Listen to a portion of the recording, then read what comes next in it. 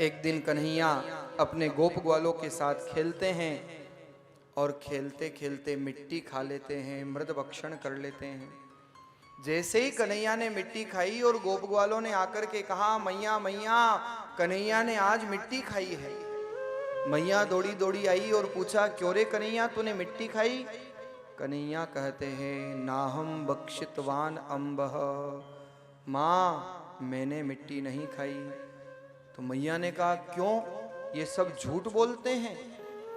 तो कन्हैया ने कहा, मैया सर्वे मिथ्या विसंशिनः, ये सब झूठ बोलते हैं मैया। तू मेरे से बहुत लाड़ करती है ना, इसलिए ये सब जलते हैं। इनसे इनकी माएँ लाड़ नहीं करती, इसलिए ये मेरी शिकायत आकर के तेरे को करते हैं। और कन्हैया ने कहा, मैया यदि सत्य गिरस्तरहि समक्षम पश्य में मुखम, अगर तुझे फिर भी विश्वास नहीं होता तो मैं मुंह खोल करके दिखा दूं, मैंने मिट्टी नहीं खाई। मैया ने कहा, बड़ा सत्यवादी बन रहा है। मैया ने कहा, बाकी सब झूठ बोल रहे हैं, एक तू ही है हरिश्चंद्र का वंशज, बाकी सब झूठे। कन्हैया ने सोचा था सफाई देकर के बच जाएंगे, लेकिन मैया ने कहा, चल खोल मुंह, बता, अभी मुंह खोल करके बता।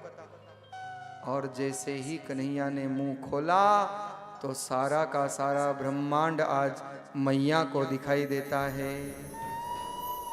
माँ आज कन्हैया के मुख में समुद्र नदियों को देख करके, बड़ी बड़ी पर्वतमाला, उसमें गोकुल, गोकुल के आंगन में कन्हैया मृद भक्षण कर रहे हैं, मिट्टी खा रहे हैं।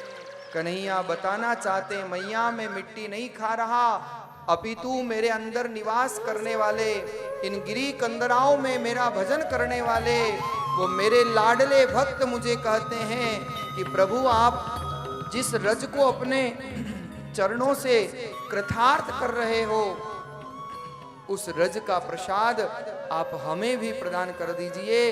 इसलिए मैं मिट्टी नहीं खा रहा, मैं तो अपने लाडले भक्तों को गोकुल की रज प्रदान कर रहा हूं।